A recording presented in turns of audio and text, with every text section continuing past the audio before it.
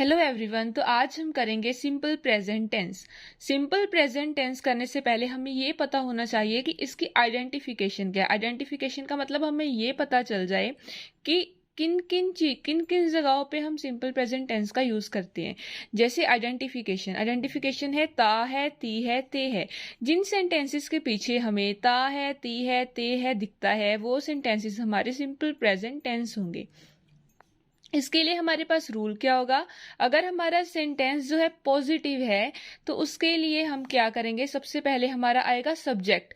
पर अब सब्जेक्ट जो है वो दो तरह के हो सकते हैं, या वो सिंगुलर हो सकता है या वो प्लूरल हो सकता है। अगर हमारा सब्जेक्ट सिंगुलर है मतलब ही, शी, इट है, तो उसके साथ हम क्या लगाएंगे, वर्ब जो होगी उसके साथ एस या ई एस लगेगा।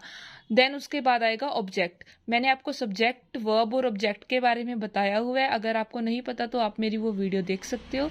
अगर हमारा सब्जेक्ट सिंगुलर है तो हमारी वर्ब के साथ एस या ई एस भी आएगा। फॉर एग्जाम्पल हमारे पास है वह क्रिकेट खेलता है। अब हमें पीछे क्या आ रहा है, ता है आ रहा है। पीछे ता है आ रहा है, इससे हमें ये पता चल गया कि ये सिंपल प्रेजेंट टेंस है, क्योंकि हमने आइडेंटिफिकेशन में देखा था जिनके पीछे ता है, ती है, ते है आते हैं वो हमारे सिंपल प्रेजेंट टेंस होते हैं। इससे हमें पता चल गया कि ये सिंपल प्रेजेंट टेंस है। अब देखो वह, क्योंकि वो लड़का है जो खेल रहा है तो क्या आएगा, ही आएगा। ठीक है। अब आ गया हमारा जो सब्जेक्ट है, जो ही है वो क्या है, सिंगुलर है। अब सिंगुलर है ही तो उसके बाद हम क्या लगाते हैं, वर्ब लगाते हैं। अब यहाँ पे वर्ब क्या है, खेलना वर्ब है। ठीक है, तो खेलने की इंग्लिश क्या होती है, प्ले। अब हमारी वर्ब आ गई। सब्जेक्ट हमारा सिंगुलर था। अब हमने देखा अगर हमारा सब्जेक्ट सिंगुलर होगा तो हमारी वर्ब के साथ एस या ई एस आएगा। अब प्ले के साथ एस आ सकता है या फिर प्ले के साथ ई एस आ सकता है, ये तो कभी होता नहीं है, तो क्या लगेगा, वर्ब के साथ एस लगेगा। और ऑब्जेक्ट क्या हमारा यहाँ पे, क्रिकेट। ठीक है, तो ये हमारा क्या बन गया, सेंटेंस बन गया, ही प्लेज क्रिकेट। ठीक है, तो हमें ता है से पता चल गया क्योंकि हमने आइडेंटिफिकेशन में देख लिया था कि ये सिंपल प्रेजेंट टेंस है, और रूल हमें पता था अगर सब्जेक्ट सिंगुलर होगा तो।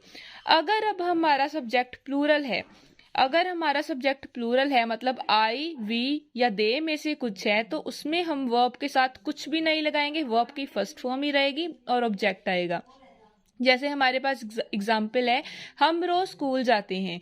अब जो ते है से हमें पता चल गया सिंपल प्रेजेंट टेंस है। अब हमारा हम क्या है, हमारा क्या होता है, वी। हम को बोलते हैं हम वी। अब देखो यहाँ पे हमारी वर्ब क्या है, जाना वर्ब है। जाना वर्ब है, जाने को इंग्लिश में बोलते हैं गो। अब गो के साथ वर्ब की फर्स्ट फॉर्म के साथ एस ई एस नहीं लगेगा क्योंकि हमारा जो सब्जेक्ट था वो प्लूरल था। ठीक है, सब्जेक्ट प्लूरल था इसलिए वर्ब के साथ एस सी एस कुछ भी नहीं लगेगा, वर्ब की फर्स्ट फॉर्म ही रहेगी। वी गो टू स्कूल, हम स्कूल जाते हैं, रोज मतलब डेली।